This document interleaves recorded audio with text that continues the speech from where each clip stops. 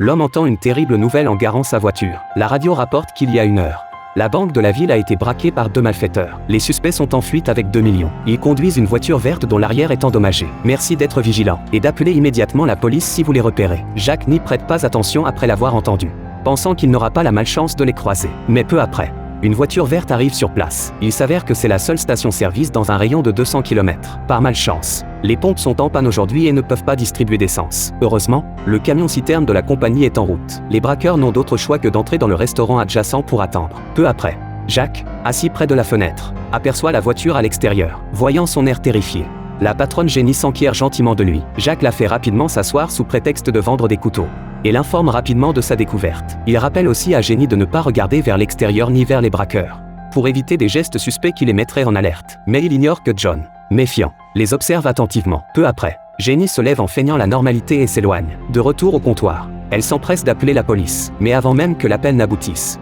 John se tient déjà derrière elle. Quand le commissaire décroche, la ligne a déjà été coupée. Il n'y prête pas attention. Sans le savoir, les braqueurs ont déjà pris le contrôle du restaurant. John coupe d'abord la ligne téléphonique, puis s'assoit pour négocier avec les deux. Il avait initialement prévu de voler la voiture à l'entrée pour continuer sa fuite, mais découvre que le réservoir de Jacques est aussi presque vide. Il n'a d'autre choix que de rester ici en attendant. Il ne s'attendait pas à être démasqué par accident. Après une série de questions, John est très contrarié. Il réalise qu'avant l'arrivée du camion-citerne, il ne peut pas partir d'ici. John ne peut que les avertir de ne rien faire de stupide pendant ce temps. Et si quelqu'un d'autre entre dans le restaurant, Jenny doit vérifier s'il y a de l'essence dans leur véhicule. En échange, tant qu'ils peuvent partir sans encombre, ils ne leur feront pas de mal. Sous cette menace de mort, les deux n'ont d'autre choix que d'obéir. Bientôt, un couple âgé entre dans le local, apprenant qu'ils attendent aussi le camion-citerne.